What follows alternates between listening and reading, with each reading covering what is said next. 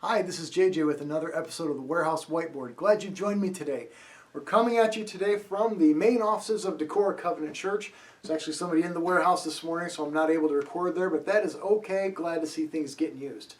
So our point here with doing the Warehouse Whiteboard is to give everybody at home a chance to know what it is that's going on with our students every week.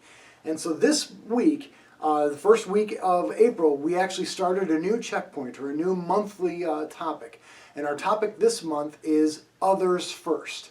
How are we going to place others first in our life, and what does the Bible have to tell us about that? So the verse that we're going to be camping on all month long is found in Philippians chapter 2, verses 3 and 4. And it says this: "Do nothing out of selfish ambition or vain conceit, but in humility consider others better than yourselves. Each of you should look not only to your own interests, but also to the interests of others." So what does that mean? How do we do that, and how does that look in our life? Well, one of the things that we've all been experiencing as of late over the last few months is the Olympics.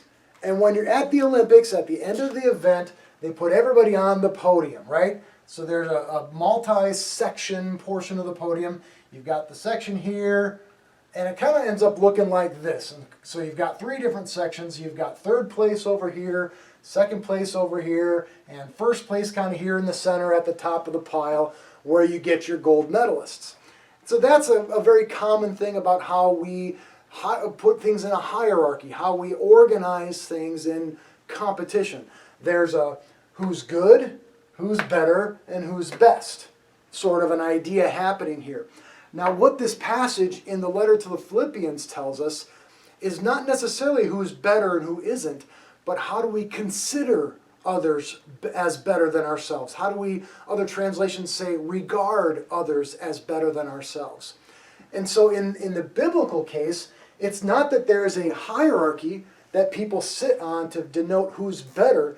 It's that we intentionally just regard others as better and put others on that top position in regard to ourselves, whether they deserve it or not. We consider the needs of others and those other people as better. Doesn't mean they're better than us, and that's a common misconception with this verse, is that people think, oh, it means that we need to think of ourselves as garbage and everybody else is so much better, so that we just have to serve other people and just admit the fact that we're never going to be anything.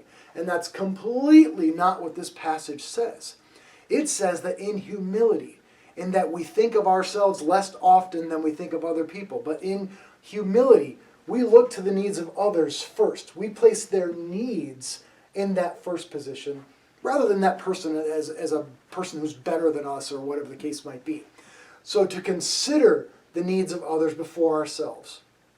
And last night we talked about real practical ways that can play out in our day-to-day. Do we take the last piece of pizza when we've got a sibling who might want it? No, we offer that to the other person.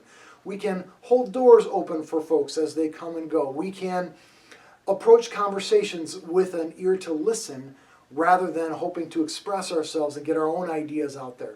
We can think of the needs of others before our own, try to anticipate those and meet those needs. And we don't meet those needs so that we can be seen as awesome, or, oh, look how great that person is. Look how nice they are to other people.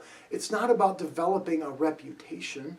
It's about just considering their needs in humility as better than our own, as greater than our own. We default to serving others. Now, an interesting element that came up with this also is sort of the subtext of this idea, where we need to really be diligent with self-care.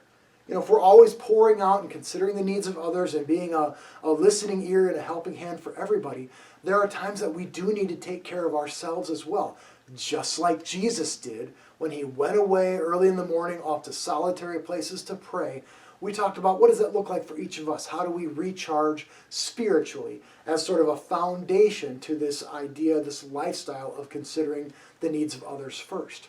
So it was a really deep conversation, really rich conversation, and a great start to our month-long pursuit of what we see in this letter to the Philippians. And it's going to play out in a lot of different ways. We're going to have great conversations.